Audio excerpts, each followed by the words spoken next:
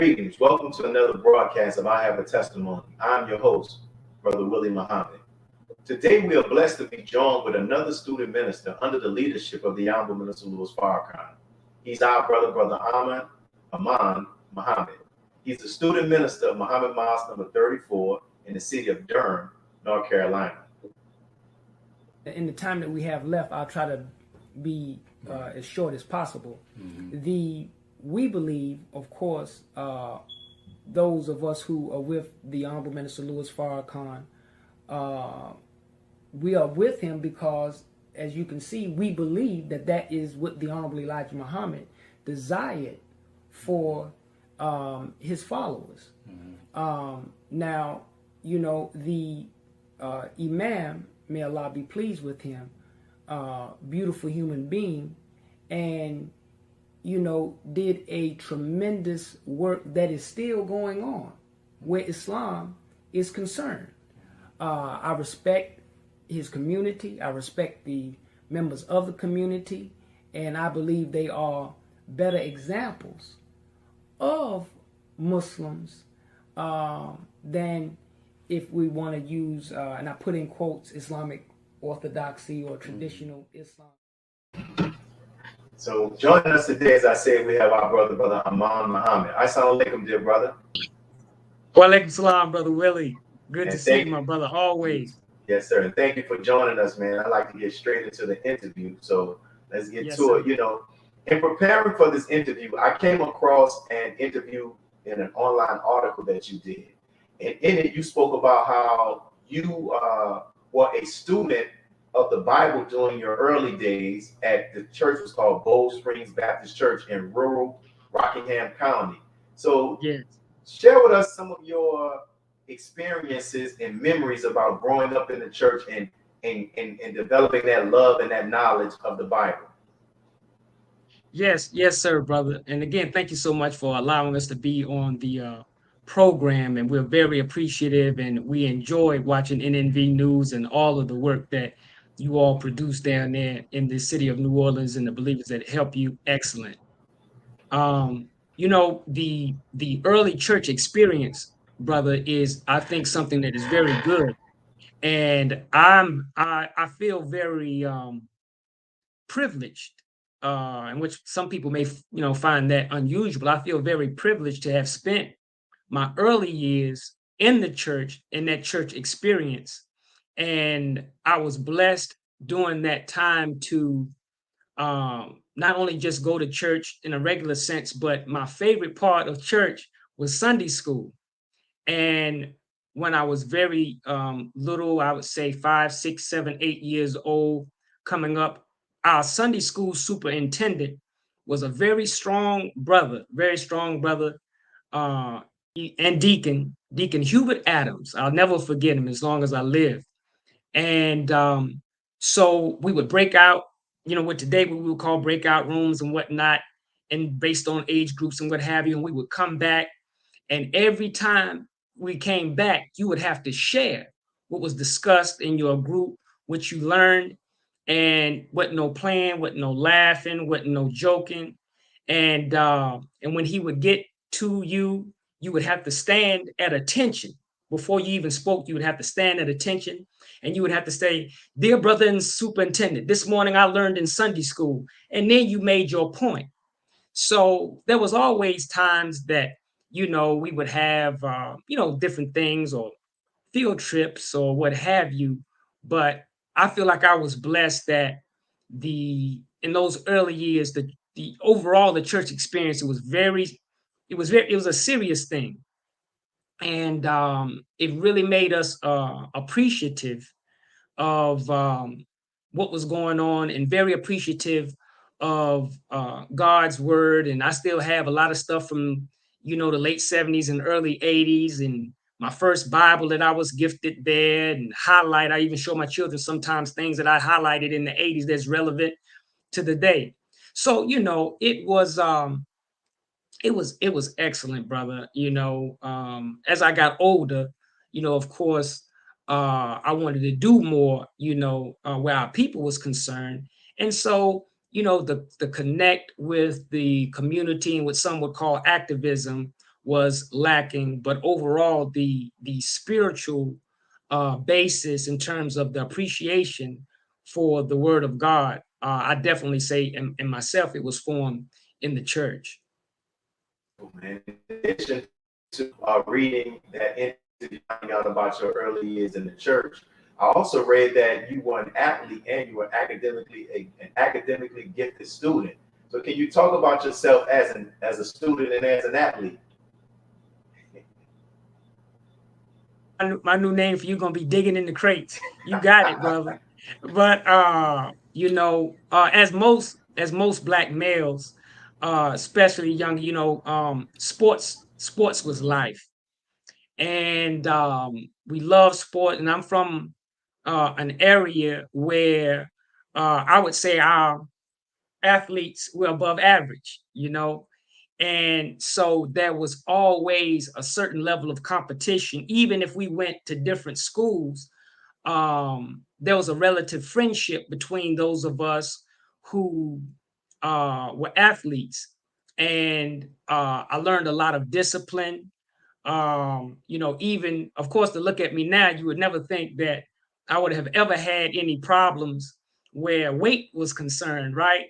But one of the sports that I participated in was wrestling, and I did okay, I guess. I was a 4-year letterman and all conference and all kinds of honors and whatnot, and I could have gotten a college scholarship in that, and I didn't pursue that, but I really loved wrestling. But there's a thing called making weight, or sometimes you hear the euphemism sucking weight.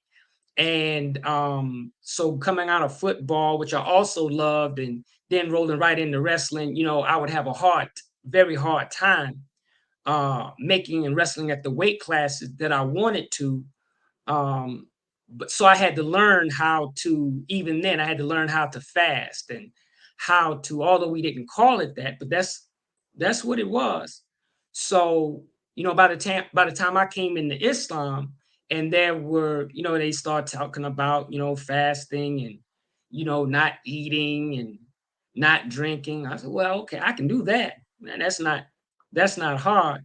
But I really appreciated the experiences that athletics afforded me, football and wrestling and track, and it also, um, especially as you're a black athlete, and you can see even today. I mean, it's all over the place. There were many times that um, matches that, although I was winning, referees and different people would do things and make me lose, depending on who I was wrestling. And that was one of the things that really got me out of wanting to pursue the sport further, was because it's just so many politics and so much racism in the athletic world. But it also sparked me to begin to look into what was going on with the nature of the Caucasian people, because it just happened so often. We were punished differently, we were handled differently. So I knew then, I said, man, something ain't right here, you know. So I think a lot for those things that were uh sometimes made me angry or disappointed, and things that I wasn't afforded um proper recognition in, I guess I would say. But if that had not happened, it would not have made me look into the nature of what was going on with the people that were doing this. And in during a tumultuous time, somebody put a copy of Message to the Black Man in my hand, and of course, that explained everything that we were experiencing. So I Yes, love sir. sports And still that to and this that's day. one Yeah. of, and we're definitely going to get to talk about that, how that message to the black man got in your hand. But it was interesting also that in the interview you spoke about how your reading of the Quran ignited your interest in Islam. And so how did you come about, like who put the first Quran in your hand, and how did it impact you? Yes. Well, at that time, it wasn't as many black bookstores and things of that nature at that time. And so I used the library a lot for whatever I wanted to do and research. And so I would go back and forth, trying to get little dabs of wisdom here and there and whenever I could. And at the time when I was in the 12th grade in 1990, my girlfriend at that time, she was going to NC State in Raleigh, and she was studying as well. And she gifted me my first Holy Quran.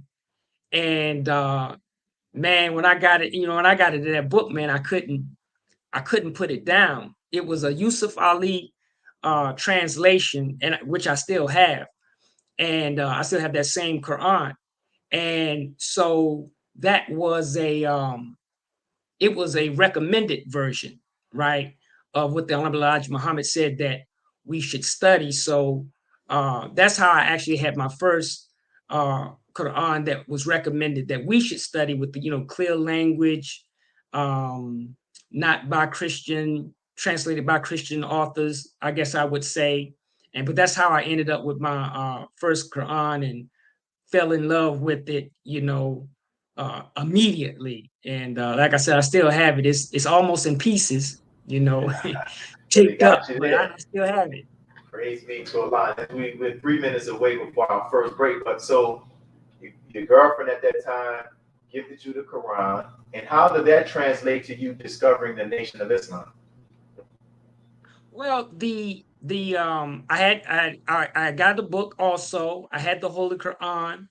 One day I got a Final Call newspaper from a brother who was interestingly, he's in our mosque in Durham today, but we met, this is like over 30 years ago now. Sold me my first paper. And so that's how I was introduced to the Nation.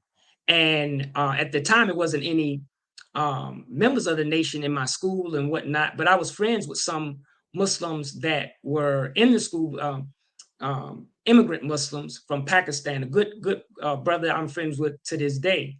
And so he would have different things and papers and whatnot that they would have. So I was just getting all kinds of things. And he was actually the first brother who taught me how to pray and whatnot. But he had a paper one day that some speaker was coming, and one of the things he was going to talk about was how, Minister Farrakhan and the Nation didn't represent Islam.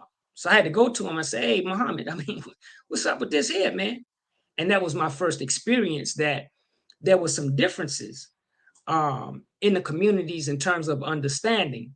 So we remained friends, but that was the last time I, went and got any water from that well. And then I began to search for where I could get more of just pure teachings of the Nation of Islam, which ultimately I found my freshman year, months later in Greensboro, North Carolina, when I attended North Carolina A&T State University.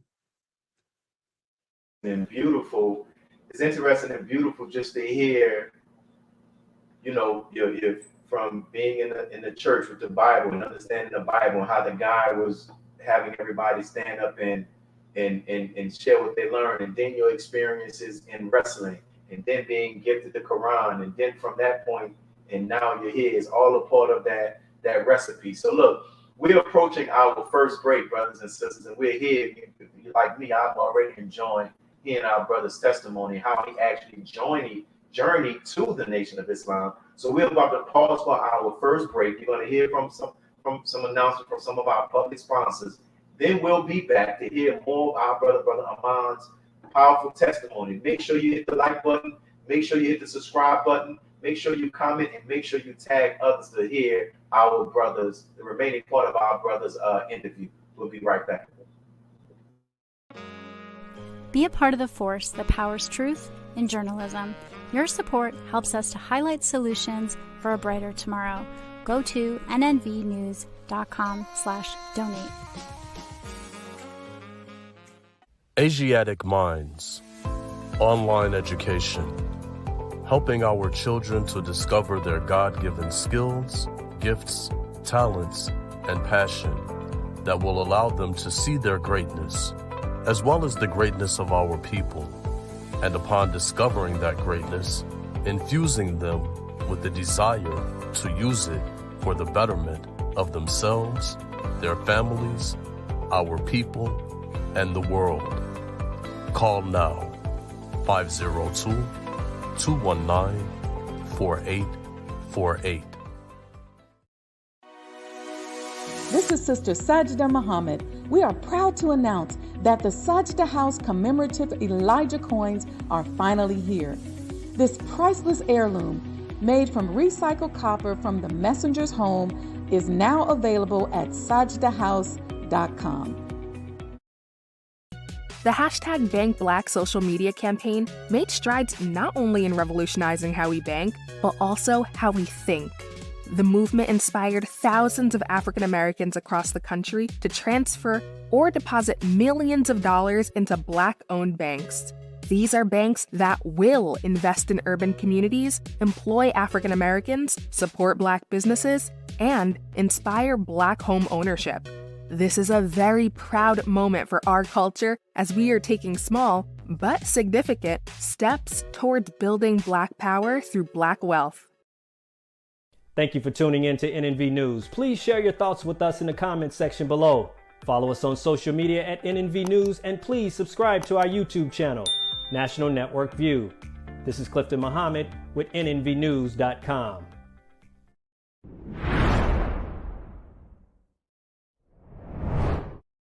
Back, brothers and sisters, to continue this interview with our brother Amon Muhammad, who's a student minister in Mosque number 34 in Durham, as he taught me how to say it, North Carolina.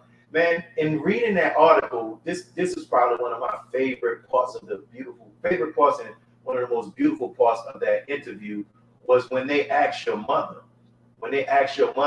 about how she felt about you accepting Islam, and she shared some beautiful words about how she was not disappointed with you becoming a Muslim. Can you share with the audience just how your mother felt and feels about you being a Muslim and a student minister? Oh wow. Me and my mom's are tight, you know, and we had I would say a traditional family in the sense of all of the things that comes with being Black in America, right? And you have all of us have so many good, hopes and dreams for our children. And we had faced a lot of challenges, of course, in those early years. But I was relatively, good, I guess you would say. And sports was good, and academically, I got into a lot of stuff in school, because it really wasn't even challenging to me. I just did well. And so, I got to a point where, you have different friends that, sometimes people will say, well, you don't need this friend or you don't need that friend. And I was always the type of person that I had, even in those days, I had friendships in all walks of life, right?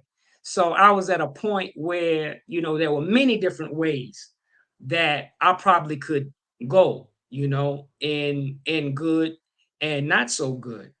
So when I became a Muslim under the leadership of the Honorable Minister Louis Farrakhan, it was, I like to use the language, a real culmination of everything that I had been learning, that I had been taught, even from them, even from my parents and the church. It was, such a great fulfillment of purpose that, or beginning to go down that journey or that road to fulfill my purpose, that, it just gave her a lot of joy.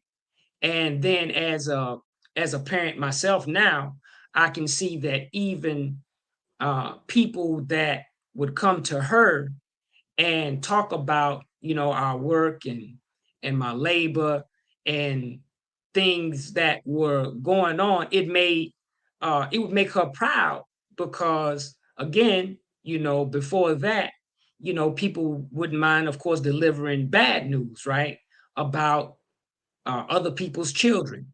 So she really came to, and I would say 90% of my family members really became not only happy about the nation, and they became supporters in many, many, many different ways. And before she retired from where she worked, she would share things that we were doing, even at the plant where she worked, and even people and workers and whatnot that knew me from a child would support. And then as my children were born and they grew, and even things that we would share with them in terms of raising money for the Savior's Day gift. I mean, the people would support, black, brown, red, yellow, white, Christian, and they knew what they were supporting, knew what they were supporting. So it was just a beautiful thing, brother, to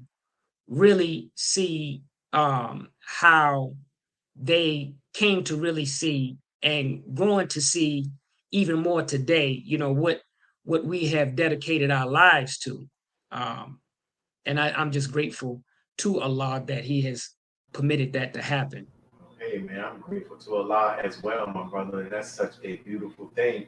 And within this next question is a two-part question. How did you become the student minister of Muhammad Mosque number 34? And what would you say has been one of your most profound lessons that you have learned being the student minister? Oh wow. Well, as you were mentioned earlier about the journey, I think all of us at some point, we have to come to grips with that, just being chosen as Black folk. Yes, we're chosen as a people, but we're also chosen as individuals. And that, God He really orders our steps, and we have to learn how to surrender to that. And so I joined in Winston-Salem. We got the things going in Greensboro when I was at A&T, and we grew to become a mosque really from nothing into like 3 years, which at that time we didn't realize how fast that was, because we was just practicing Islam, right? And then the minister asked me to get something going in my hometown where I was from in Reedsville. So, all of those things that we were going through, none of those things I really asked. It's just that it went that way. And so we had a few cities in our region that were in need of student ministers for different, reasons and circumstances. And so there were a few cities that I was asked if I was interested in going to. And part of my youth also included my one of my mother's brothers, my uncle, who he lives in Tampa now, but at that time, when I was coming up, he went to Central. I don't hold that against him. We still go back and forth, although A&T is the greatest university on earth. But I would spend time with him in the summers in Durham. So Durham was a city that I was familiar with in terms of the beauty of the people, the culture.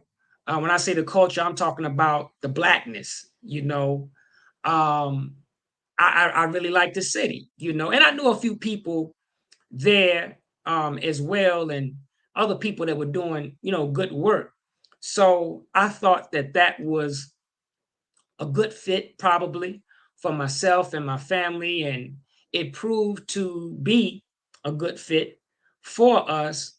And over time, every day that passes, I can see again that this was another aspect of Allah's hand being over us in that way, because there's always something that arises that, had those other steps not occurred, I wouldn't be able to handle sometimes what goes on now. So I would say one of the most profound lessons that I've learned since I've been there is really how to, and this may sound cliche, but how really to trust in God.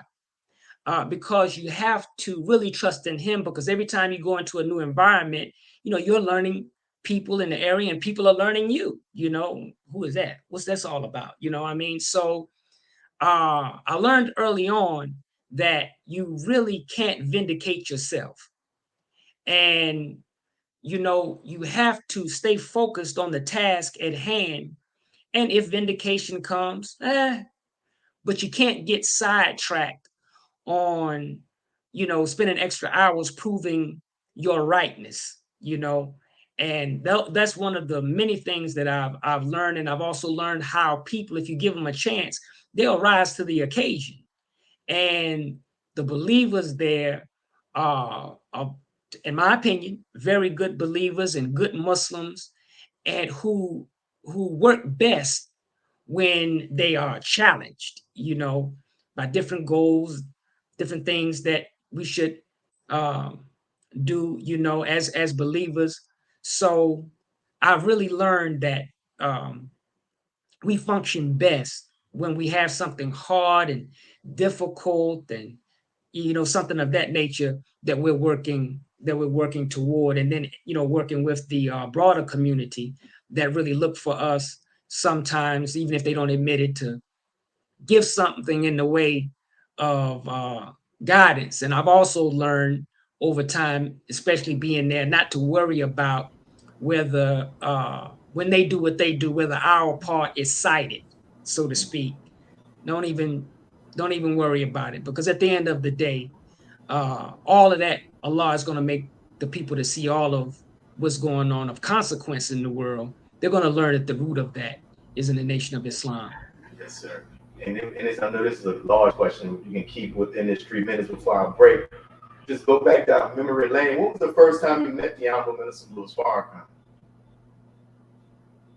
The spring of 1992, March. It was late March, early April of 1992. And that was a powerful, thing, of course, for me, because I was still a teenager at that time. And he was just, so warm, so gracious, beautiful brother. And he really embraced me, as a brother, and was all, very interested in what are you doing in life, and what are you doing in school, and where are you from? And in your introduction, you had mentioned the Bold Spring Baptist Church, which is I don't know the mathematical chances of this, but the minister told me, and the reason he asked me to go to Reedsville from that was because that was a place that he had got sparked, where Islam was, preaching was concerned. He later would become a Muslim, but his inspiration to preach God's word came there. He told me about the pastor and the preacher. And I did my own research in my family and whatnot. And we came to see that the preacher that he heard probably was the man by the name of Reverend Hill, who was actually my pastor when I was a little boy. In the church that I grew up in was named Bold Springs Baptist Church, and which is the same name of the church that the Honorable Elijah Muhammad's father pastored in the name of the community that the Honorable Elijah Muhammad grew up in Sandersville, Georgia.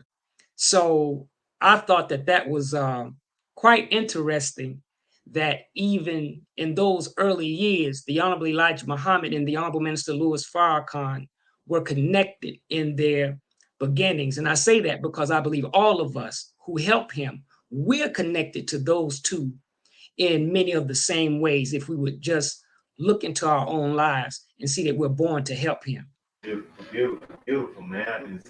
You building and more and more is coming out in this rich testimony. So we're approaching our next break. It's our next break, brothers and sisters. For those who are watching, hit the like button, continue to share, and return back after this next break. You're going to hear more of our brother's testimony. Brother Amon Muhammad from Mosque number 34 in Durham, North Carolina. We'll be right back.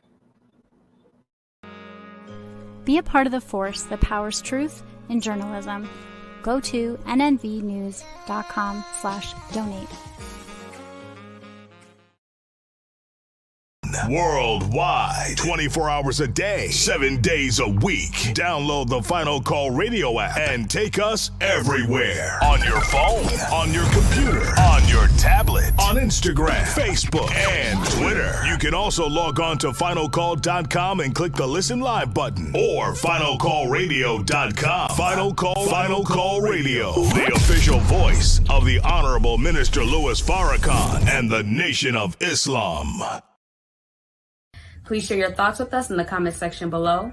Follow us on social media at NNV News, and please subscribe to our YouTube channel at National Network View. I am Anissa Muhammad with nnvnews.com.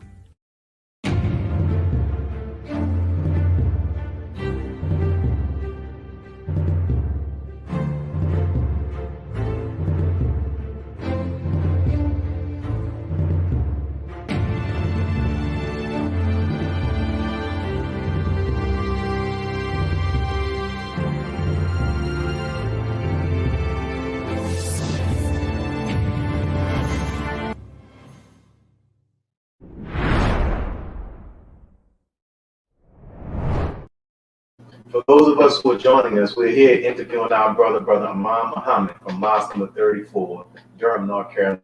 Just finished sharing just how the connection and between the Honorable Minister Louis Farrakhan being inspired by a pastor in regards to the teaching aspect and the preaching, by a pastor that was actually the pastor of a church that was the same name of the church that was pastored by the Most Honorable Elijah Muhammad's father. So I'm glad we're getting that history. And since we're on the topic of the Honorable Minister Louis Farrakhan, you know, you're a student minister of the minister, and you've had the opportunity to see the minister in public and in private settings. Can you share with the audience just 3 qualities of the Honorable Minister Louis Farrakhan that you would wish the world would know about him? Yes. First, you know, even how you place that, brother, you know, public and private. One thing about the minister that I've observed, and I'm sure you have in others, you know, is he's the same person, public and private. And, you know, most of us have, you know, public and private, you know, presentations. I'm not saying or talking about business, you know, your private business and public business. I'm not talking about things that, of course, should be, you know, kept within your home in terms of private things. But I'm talking about, you know, the attitude and persona of the person. And the Honorable Minister Louis Farrakhan is the same person in public and in private. He's the same man. What you see and what you experience is not a show. It's not a facade. He is a beautiful man, human being, inside and out. And so I would first have to say his level of humility. And when I say by his level of humility, as I remember him mentioning that how the Honorable Elijah Muhammad told him that, brother, once you learn who you are, you will have to struggle to hold yourself down.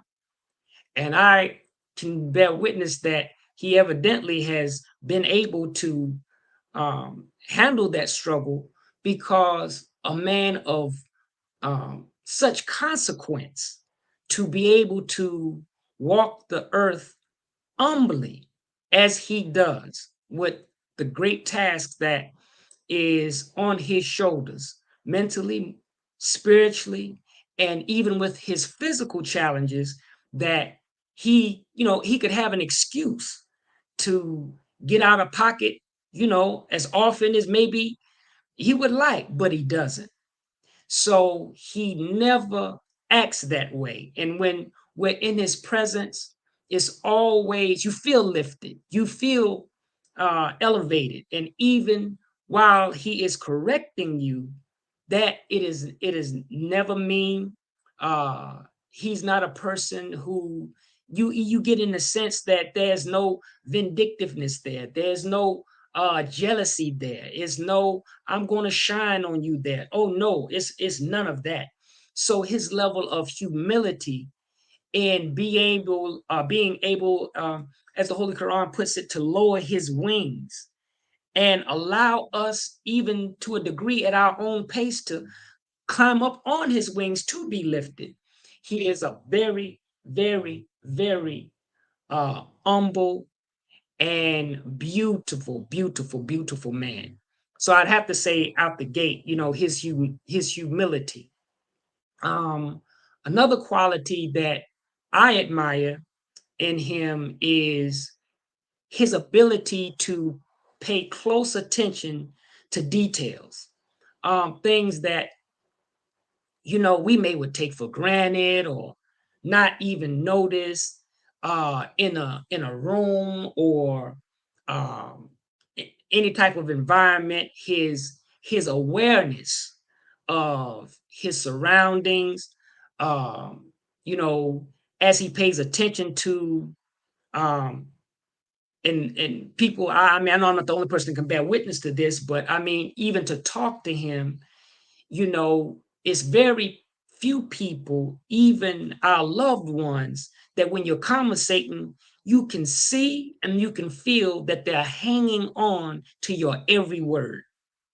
And I mean listening, drinking you in and really, almost looking at you like, I mean, like, and you're talking, and at the same time you're trying to talk, you're like, man, this man is really listening to me, and I admire that. He's not distracted by what else may be going on, and when you've been placed in the seat of the Honorable Elijah Muhammad to lead this community, I can't imagine what comes his way on a daily basis. I can't even imagine that. But with all of that going on, you're not dealing with that while you're talking to me. You're interested in what I'm saying, me and me alone. I just, that's incredible to me. And I would lastly say, I have to say, I try to put this as carefully, as I can, but his courage, because the things that he does require tremendous courage and tremendous faith. Most of us are aware and familiar with, of course, the Million Man March and how that came about, and then what it took to put flesh on those bones. But, really, in reality, everything that the minister has done has followed that pattern, where his faith in those two, Master Father Muhammad and the Honorable Elijah Muhammad, is at the very core of his being.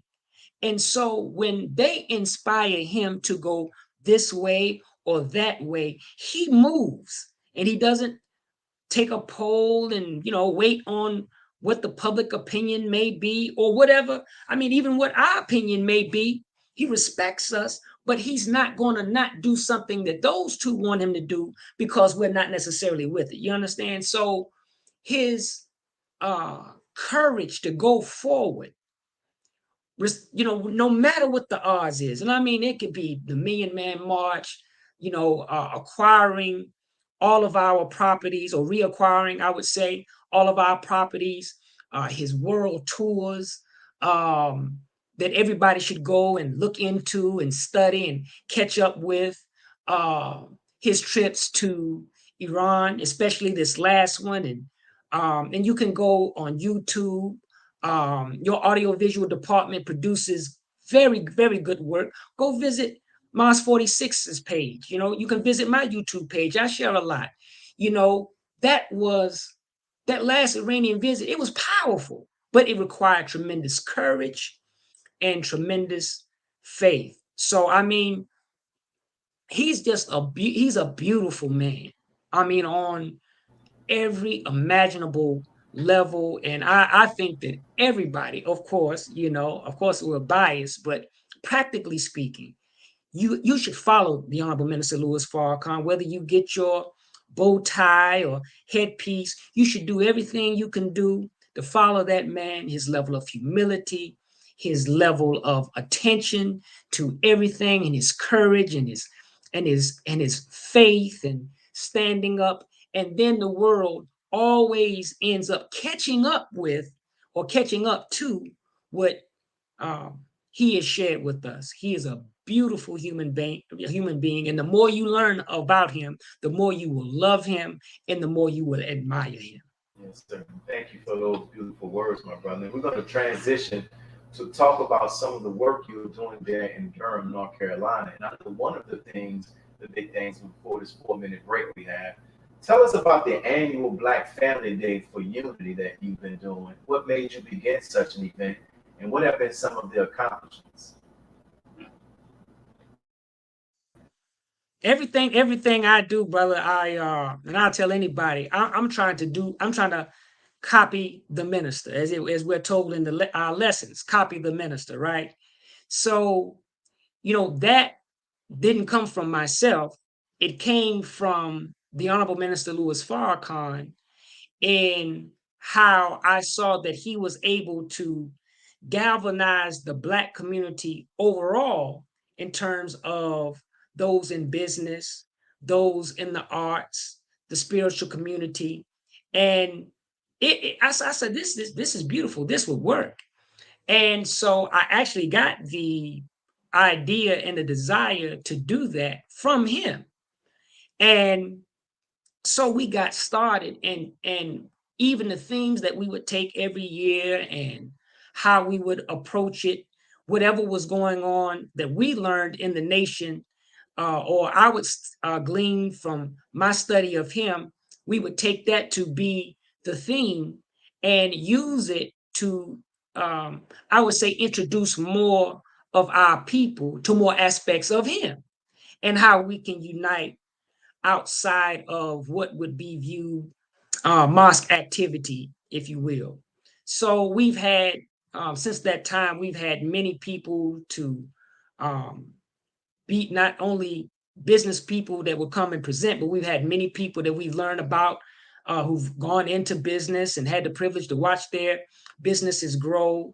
I've met people who, there's one couple that my wife and I, we're friends with, that one day they told us that they actually met there. We had one year we had a marriage blessing ceremony, and so everybody was there, were happy to take place, and then people that were single were kind of looking around, felt out of place, right? Man, I don't have nobody, and so they struck up a conversation with each other, and they're married to this day, with 3 children, beautiful family.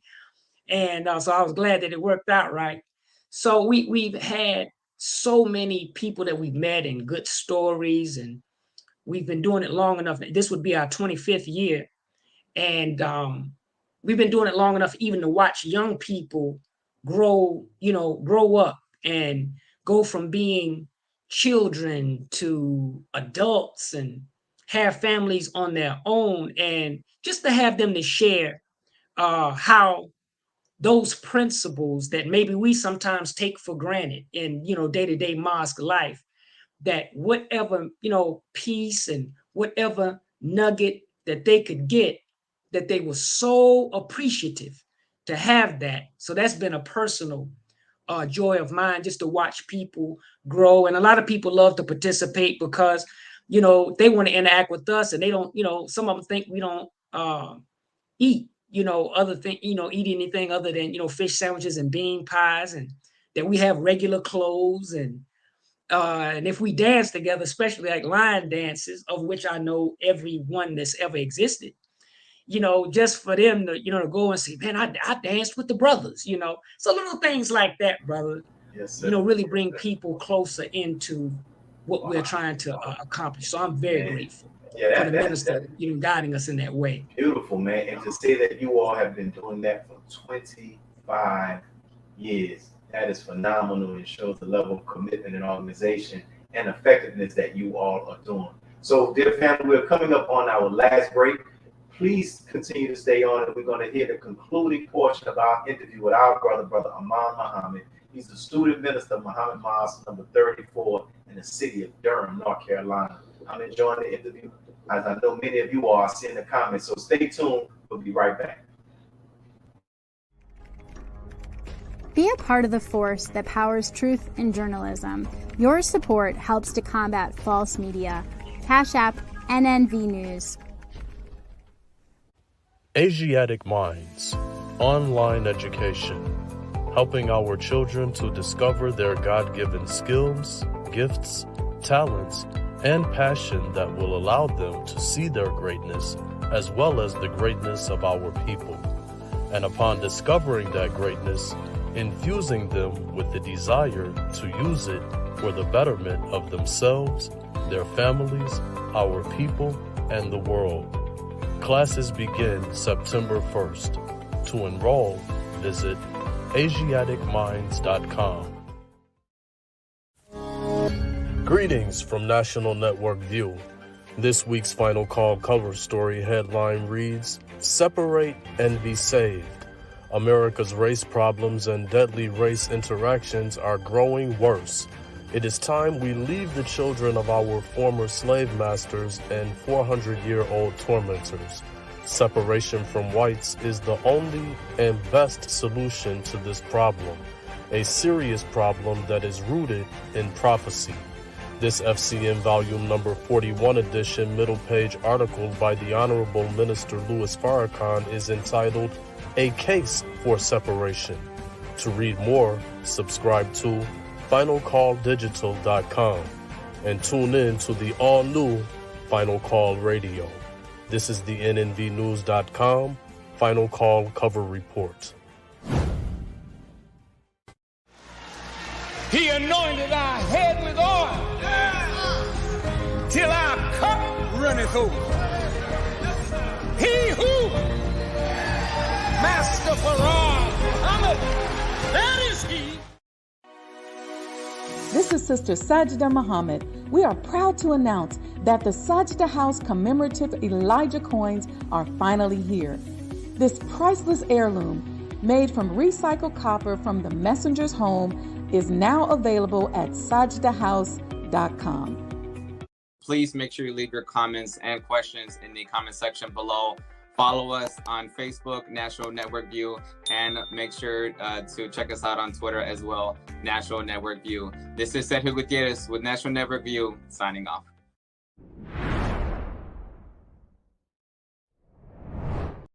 And we're back, brothers and sisters, continuing our interview with our brother Amon Muhammad. Brother Amon, one question I want to ask you is interesting. It ties with something Honorable Minister Louis Farrakhan mentioned on July 4th. His July 4th criterion message, where the minister called out police departments who were being trained by the Israeli military. And in 2018, if I'm not mistaken, that year, you were part of an organizational effort that resulted in the ban of such training in Durham, North Carolina. Can you talk about that effort? Yes. That is a very pivotal point in America that, and for the sake of time, we don't have to go all over, that with the Israeli involvement in the police departments. But I would say succinctly that they have a very heavy footprint in many of our police departments, if not most, in the United States of America. And that was a very tumultuous time. And we at the time, our police chief, C.J. Davis, who unfortunately we lost to Memphis. But at that time, beautiful Black woman who heart of gold. I really miss her already. But of course, she faced many challenges, not only as a Black person, but as a Black female. But she, from previous work in other police departments, in America, and I think the last spot that she was in before she got to Durham was in Atlanta, she was aware of how they do things in terms of their training. So she knew that what she knew, how she did it, and her ability to train and what they would offer, that it was not necessary. And then the city council members, the majority of them, all different kind of people, also were trying to make sure that as Durham is trying to, I would say almost, I don't want to say rebrand itself, but really show that it is independent and different and its own uniqueness and strengths, which is true. So many of the city council persons were not in agreement. And one of our city council men, good brother, who actually was our LOC chair for 10-10-15, and he's a pastor, Mark Anthony Middleton, beautiful brother. He and others, I mean, in different community organizations and groups, nobody was really with this. And so it was just a beautiful thing, and how organically it really came together and people really put their foot down like, no, we don't need this here. We don't need this type of training.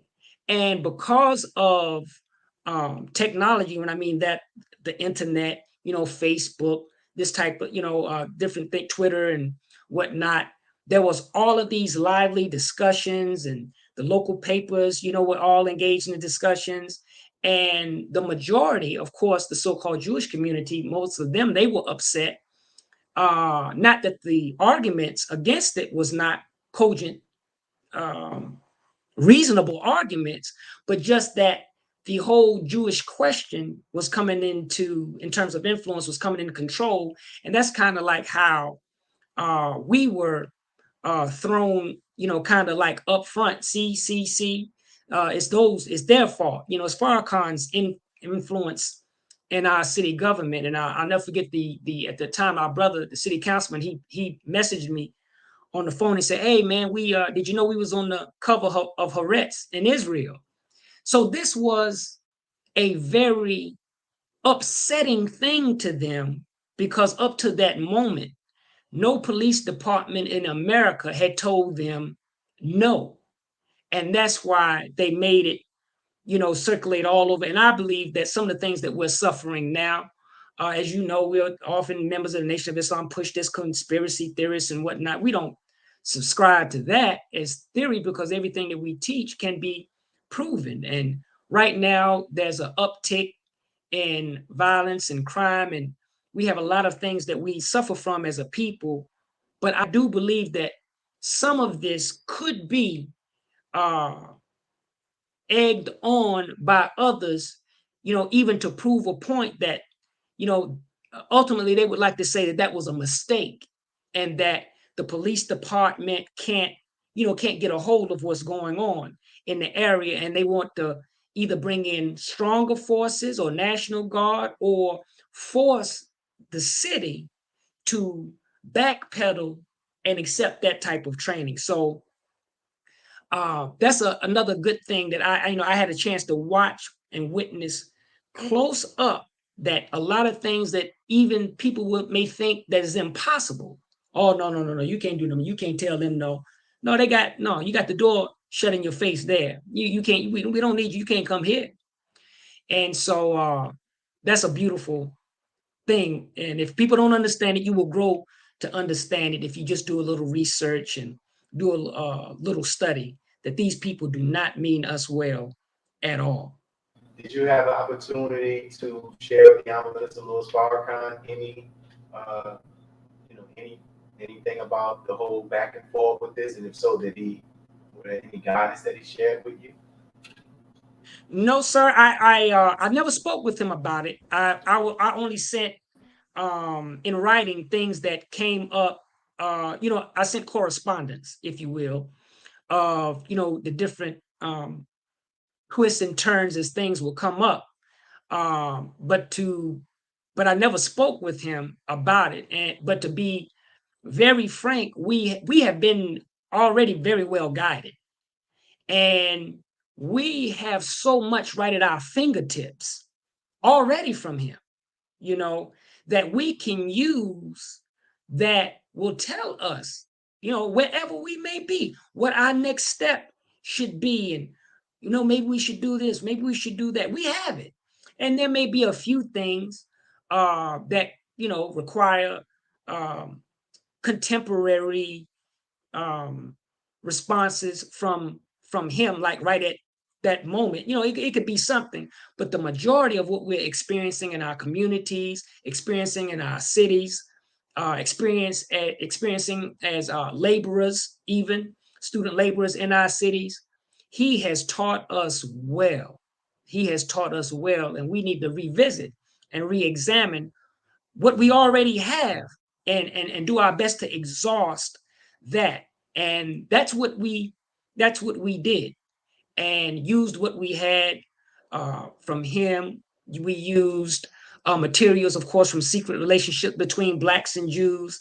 This was the crux of our argument. So yes, sir, I know that's a lot, but that's what we did, and it worked. It worked. That's my main point. It worked. It made us to be successful following his example and guidance. Yes, and we appreciate that, what you shared, and for the work that you all have done around that particular issue, as well as other stuff that you're doing. And so my closing question to you is, you're a very active student minister in your city. How have you had to adjust your service as a student minister during this whole COVID pandemic and this whole shutdown? It's the last question before we get ready to log on. Yes. Well, I, like many, have always been been involved in technology and trying to use what, the nation and whatnot, and Twitter, and all that stuff. But I really had to get a crash course, if you will, in some back office type things, and learning how to use the technology in a better way. So we've made adjustments in that way to do more things online. And of course, we started going back out, on Mondays and call outs. But there was a period in which we were not out at all, as you know. And unfortunately, it looks like, the way these people are moving, we're probably going to go that way again, although people don't want to accept it. But again, it helped to learn how to use more, and over time really reach more people, because the things that we do and the things that you produce, it's there. So even if people miss certain aspects of it, it's there, and they can go back and view it and whatnot. So I'm appreciative of the many advantages that have come about. And as we chatted maybe earlier about, in nearly 30 years of being in the nation and family life and whatnot, it was also the first time I've never been at home before, my whole adult life, where I've had an opportunity to really be with my family, because the Mars, in this labor, it's go, go, go, go, go. So there's some good that I would say personally they came out it for me, things that I discovered, in my own backyard. Baby, like, what's that? It's always been there. You ain't never seen that before. I never spent that much time in my house before in the yard. So, on the other side of that, there's a lot of good that has come from that, and being with my family more and learning more and whatnot. So those are some of the adjustments, and hopefully Allah will bless us to eventually open the doors back up. But I do intend on spending more time with my family, even when those doors reopen, and doing a better job, right, at that, with God's help. Yes, sir, my brother. Thank you, man, for your beautiful testimony that you have shared. And if you have the opportunity to go back on the various platforms, on NNV, on YouTube, and also on Facebook, you will see the actual comments that people are making, man. And there's a lot of people talking about just a powerful interview, my brother, powerful testimony. So thank you, my brother. And Give the believers Thank there you. the greetings. Give your family there the greetings. May Allah continue Yes, to bless sir. you in the great Yes, work sir. that you are doing and you're going to continue to do. Assalamu alaikum. Walaikum salam, and same to you, my brother. All praises to Allah. And for those who are tuning in, we thank each and every one of you all. We see your comments. We see the lines of Messiah, Gregory Muhammad, Saloom Akbar, that's Valerie, Jasper. We see Roy Chilmo, Dr. Deshaun, calling some of you all your names, K-Real, Torrance. We thank all you all who have tuned in, family, Adroit Clemency. We thank you all for tuning in. Make sure you hit the subscribe button and make sure you subscribe to NNV News Network so that you can stay abreast of what we're actually doing. So we're going to close out these brief announcements. We're here in the city of New Orleans working to pay off our mosque mortgage. So if you have the opportunity, please give a brief donation to us. We're trying to get 1,444 people to just donate $100. 1,444 people to donate $100. You can make that donation on Cash App. You can make that donation on GoFundMe and on PayPal. Please make a donation. We would greatly appreciate it. And then in addition to that, we are praying for those who've been impacted by COVID, especially as we're seeing now these cases arising, these breakthrough cases, which they were saying at one point that if you had the vaccine, they were basically saying directly you couldn't get this thing again, but it's coming out. So we'll continue to pray for you all and thank you all for tuning in to I Have a Testimony. Peace. God came to us to seek and to save that which was lost. He raised a man from among us. He, the Honorable Elijah Muhammad, laid the foundation. What I'm doing is something that comes from him through me, and the thing that he uses in me to do the work is my faith in him and the word that he taught. To produce men and women who wanted to clean up their life and build an independent nation for the glory of God. Be a part of the force that powers truth in journalism. Your support helps to combat false media. Cash App NNV News.